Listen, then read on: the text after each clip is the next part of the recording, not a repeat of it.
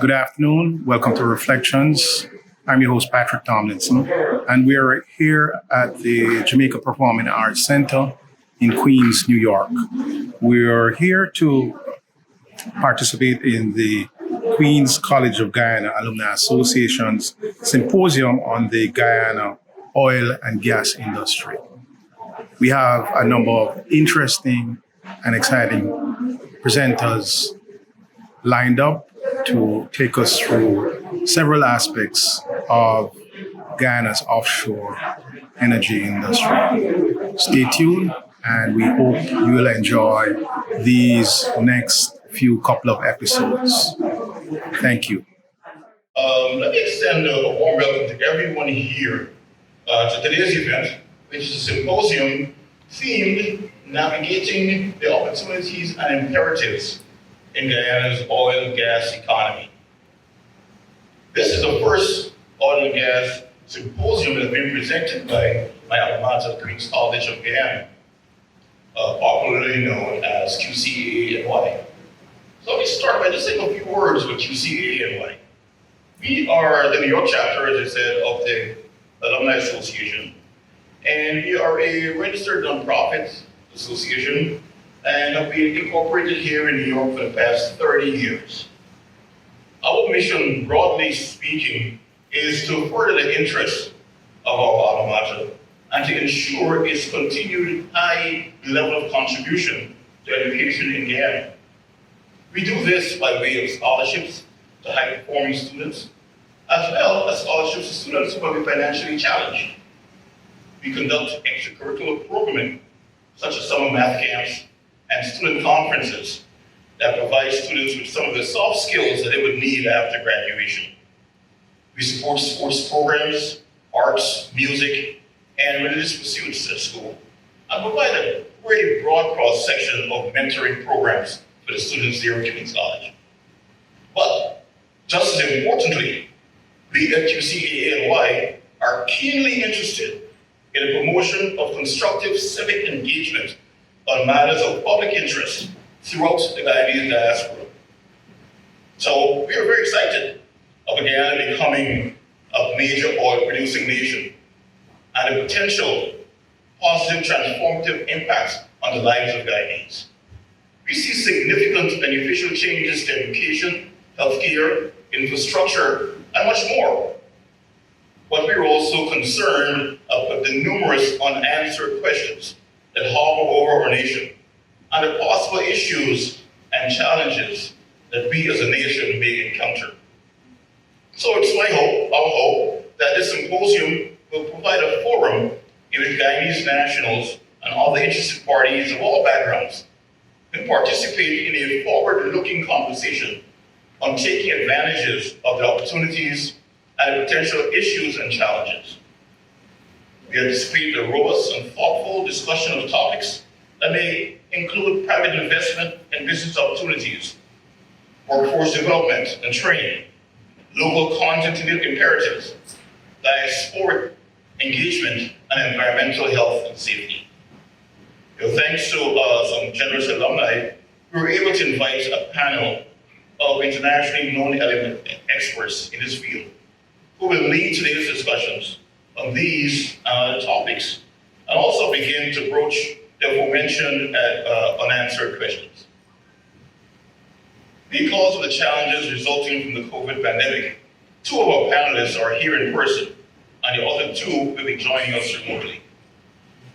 So, today's format of the symposium will be two panels, bridged by a 10-minute or so conversation with a discussant. The first panel on opportunities will consist of Dr. Dennis Peters and Mr. Corey DeMint, and will be moderated by Mr. Aftab Karimullah. The discussant will be Dr. Terrence Blackman. The second panel, discussing the imperatives, will consist of Mr. Edwin Callender, Ms. Abigail Long, and will be moderated by Ms. Rosalind McClimate. At the end of each panel discussion, there will be opportunities for your questions. So without further ado, let's jump right into it. I invite the first moderator, my friend and colleague, Mr. Aftab Karimullah, to take the reins. Now, it's my pleasure to moderate this first part of the afternoon, which is the opportunities in the Guyana's oil and gas sector. I will now turn to the guys who will navigate us through the opportunities present. This Queen's College alumnus is a director and chief reservoir engineer in Mid-Atlantic Oil and Gas, previously a director at CGX Energy. Dennis Peters is the presenter of the opportunities hour today. With a PhD from the Colorado School of Mines, he served as a professor of practice petroleum engineering at the University of Guyana. Dennis' global engagement included Houston, Texas, and Dhahran, Saudi Arabia, as a reservoir engineering consultant at Aramco Services Company. Dennis brings a rounded perspective in the oil and gas sector, with experiences in mathematics, including simulation and reservoir analytics, as well as economics. As I told Dennis yesterday, I really wish to emphasize that portion because there's a digital transformation going on in the oil and gas sector. And also joining us in this hour, online via Zoom, virtually, I was looking up there to see if I can see this gentleman. He's a Guyanese independent consultant and currently on assignment with ExxonMobil Guyana. He spent 30 years in public service as a deputy minister in Ontario, Canada, including a number of energy and infrastructure portfolios. Fareed Amin with a master's degree in public administration from Queen's University in Kingston, Canada, and a degree in applied geography and planning from the University of Guyana.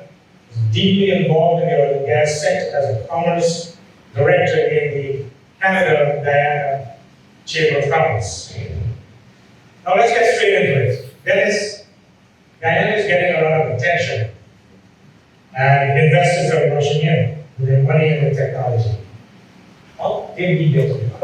And also, what is it that these foreign investors know that us here in the diaspora do not know? What is it we're missing out, and how do we prepare ourselves to seize the opportunities? What I'm going to do today is to go into, in just a short way, not very deep, but try to outline what is happening in Guyana. As Patrick said, I'm Dennis Peters, and I'm a petroleum engineer. I've been in petroleum for 40 years. I'm also a QC boy. I've been through QC, and I'm still QC true and true. You notice my tie, the way I tie it. And I still can't stay seated when an adult and someone older than me walks into the room. Though that seems to be happening less and less these days. My background is oil and gas. That's what I've done for the past 40 years. I left Guyana to study geology and ended up being a petroleum engineer. I started as a petroleum engineer. I've worked in Saudi Arabia. I went there in 1985. And if you remember, in 1980, it's the first time oil and gas was $30 a barrel, dollars a day. And it was one of the largest transfers of wealth to a country back then. Saudi Arabia was producing 10 million barrels a day, and they actually had, at that time, the population was 10 million. Something that we're gonna know more about in Guyana, because they were driving Jaguars and Mercedes literally in the desert, because there were no roads. The roads went nowhere, but everyone was trying to sell them stuff. So Guyana itself hopes to be producing 750,000 barrels a day by 2026, and that'll be equivalent of approximately 1 barrel a day for each individual. So there's more than enough to go around, much more than enough. But anyway, what I wanted to talk about was oil and gas, and could I have the next slide, please? Okay, how many times have we gone out to the shore, the seawall, and looked out at this view, out to sea? And we noticed the quality of the brown water that we had out there, and we were calling the mudheads. We didn't have the fancy beaches that they have in the Caribbean. And we were all annoyed because of that. But what I'm here to tell you today is that mud that we had up there, that is what gave us the oil that we have today. Because over millions and millions of years of that happening, the rivers that we have in Guyana have been bringing sediment down through millions of years and depositing it out on the shore. And if we look out to the shore, this is what we basically see. We've got an area here, close to the shore, back here. And we've got a shelf that leaves the shore and you come out here, and you have water depths of between 25 to 180. And then we slip off right here on the slope, and it becomes deeper water. But this cross-section was put together by a geologist, and it includes a lot of data that we've collected over the years.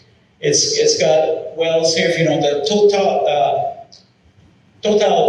this company had drilled the first well, and then we've got wells by Shell, the Barry 1 that was drilled in 1968, that showed some traces of oil. But over the years, we've had a number of companies that have come to Guyana and drilled. And all that information has been assembled. And this is what it would look like, the geologist's impression of what we have offshore, where we have these formations, and they have names too that you recognize. You know, we've got the Pomeroon Formation, the Quarantine Formation, New Amsterdam Formation, and they all come through here. If you look careful here, this is actually a representation of the Lisa 1 discovery, where it comes down here and we did find it. Because these are actually the sands which built up over the years and formed formations where the oil is actually collected. Because in this basin, and oil is found in sedimentary basins, this is what we have here. It stretches all the way from Guyana to actually French Guyana. And here we have a formation where we actually find it. You know, we knew we had a working petroleum system, which includes a source rock, migration, reservoir rock, cap, and seal. You have to have all those things together to actually have a discovery. And we have them all there. Next slide.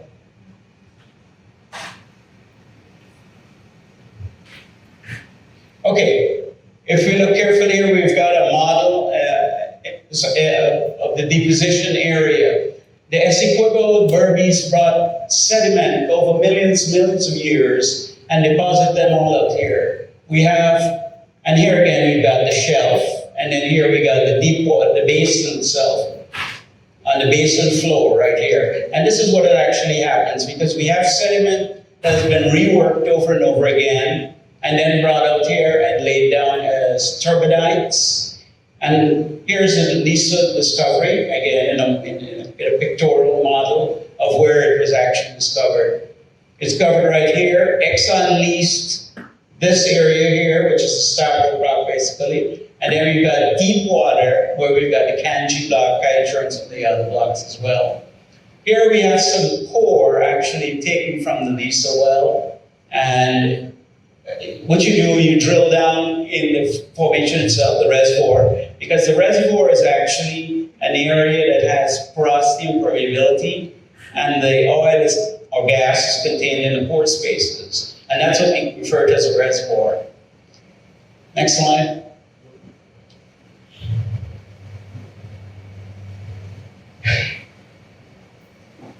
Okay, here are the blocks that we actually have. This is put out by the ministry. We've got the Sabra block that we see here, and these are huge blocks.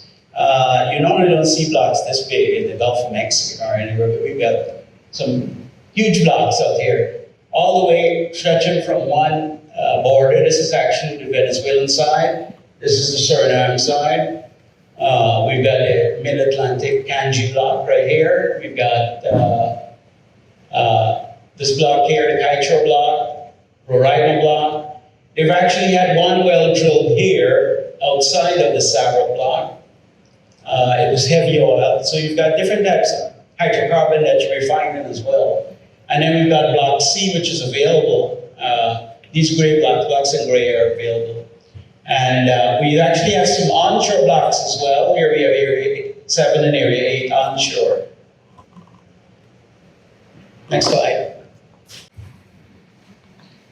Well, let's look at some of the specifics of the oil and gas industry that I wanted to outline here. The oil and gas sector is the largest sector in the world, amounting to almost $3.3 trillion per year worldwide. So far, Guyana's found 9 billion barrels of oil, and this is just to date. There's a lot more to be found. We're sure of it. And the break-even price for that oil, in other words, what did it cost to get out to the ground? It varies between $32 and $35. And if oil today is selling at $60 a barrel, you mean the rest of it's profit. So, and by 2026, as I said before, we're hoping to produce 750,000 barrels a day from Guyana. And with our population of between 750 and 800,000 people, that's approximately 1 barrel for each citizen of Guyana. And that's almost equivalent to Saudi Arabia, what they had. So you know the wealth that they had. So I think there's more than enough to go around for everyone.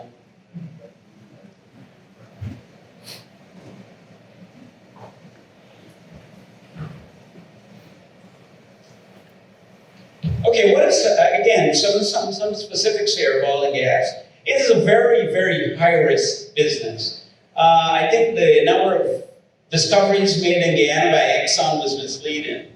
But I've been working for 40 years again, like I said, and we don't see this kind of success very often. This is really outstanding. I mean, probably a 20% success ratio is good. It's what we've been looking at now, because technology has improved, and it's gotten to the point where you could probably find 1 or 2 of every 10 wells that you drill. So it's very high risk. It's very high risk business. It's very capital intensive. These wells are expensive to drill. They're offshore, they're in deep water, and they cost, well can cost as much as $40 million to drill. They're very expensive, and this is a high risk business. And so normally what companies tend to do is share risk. So you almost never see one company drilling alone. They always go with another company, so. The technology needed to drill these wells are probably equivalent to, dealing with sending a guy into space. Because some of these, you're drilling in 10,000 feet of water, and you're on the surface. And you have to drill all the way down to the seabed and then drill another 15,000, 20,000 feet below that. So you can understand it's very involved. And again, the technology is, they have lots of technology within the oil and gas industry that's required. It's not something that Guyana could do alone as a country. It's very technical, that's for sure. And also the investments are over long term. They're looking at between 30 or 40 years time frame as far as the investment. And so you're looking again long term to get all your return and everything on these wells. So again, this is something that not individuals would want to get into, even though people might be thinking, this is something I would want to do. And Exxon has been in it long enough, they've done it. And what they do is they source the expertise from around the world. Look at us, we had what happened in Guyana. FPSO is being built in Singapore, Taiwan, places like that, Korea. There's metallurgy that is required for these depths and the environment that they're working in. And they've got suppliers throughout Europe. So they have their supply lines from all over because they've been doing it for quite a while.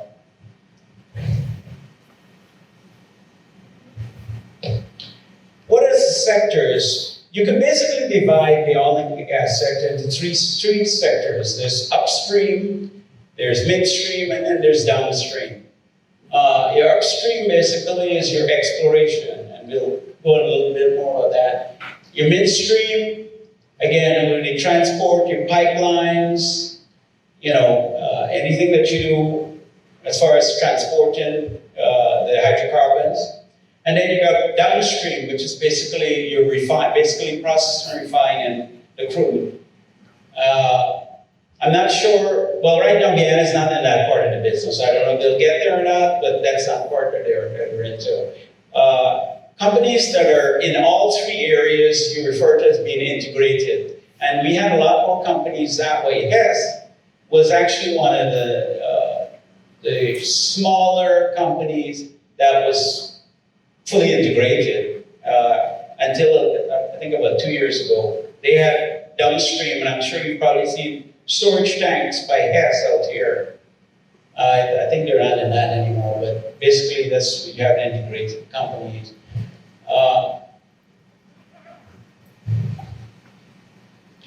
Again, upstream basically is exploration and production, and that's the part that Guyana is in right now. And if you're thinking about getting involved, this is probably the area, because companies right now outsource a lot of what they do in the exploration area and the exploration and production area. Surface companies, Schlumberger, Baker Hughes, Halliburton, those are all the companies that work with Exxon as far as services.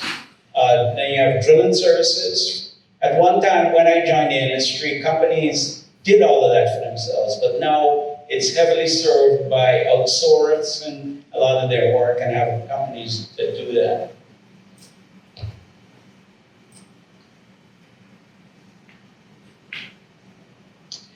Here I wanted to show this slide, which shows something about the discoveries that have been made so far. And notice that here's the starter block, right? And here are all the discoveries that have been made so far. Not only that, here are the discoveries in Suriname. Notice something, they're all along this line. You can circulate trendology, I begin to think. You can start drilling here and continue drilling here. The lone one that it's off is right here, Ranger. And the Ranger is actually a different plate. It's a carbonate rock. In other words, in time it was a reef or something like that, which is limestone, versus these are all sandstone reservoirs that they found here. So the only one off trend is actually a carbonate reservoir. And here, of course, we've got the other blocks out here, and they've been trying. And then right up here, you had Kitro, and they've made a discovery there. And that, of course, is heavy oil. It's not the type of oil that we found here. But again, through here, what they found are a lot of oil, gas. Some of these are actually gas. I think one of these is actually a gas reservoir. So we've got more than enough gas. And I understand that we're going to get into midstream, because we're going to have a pipeline. The government is contracted for that, to go up to Wales, to produce electricity, because Guyana actually has the most expensive, that is the highest cost electricity so far, I think, in the Caribbean.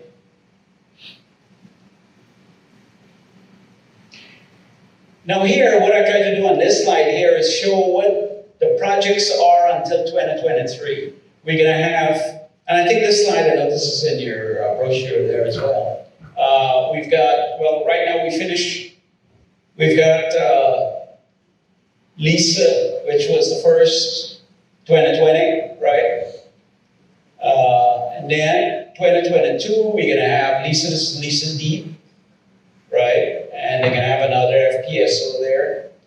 And then they got approval for PR, I guess, which is going to be up here, 2023. So this is phase 3, and they've approved that as well. So I think that's the 3 that they're working on right now, and they're still increasing production. So more to come.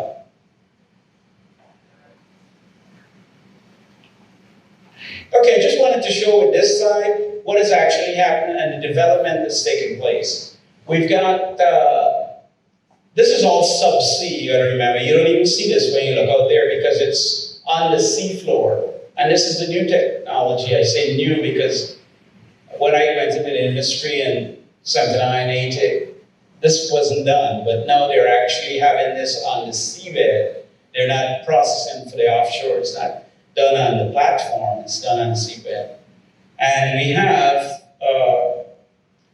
they've got 1, 2, 3, they've got 5. They've got 8 wells. They said 17 subsea wells, but you know, the 8 are producers, the green that's producing oil. And then they've got water injectors. In other words, they're injecting water to keep the pressure up in the reservoir.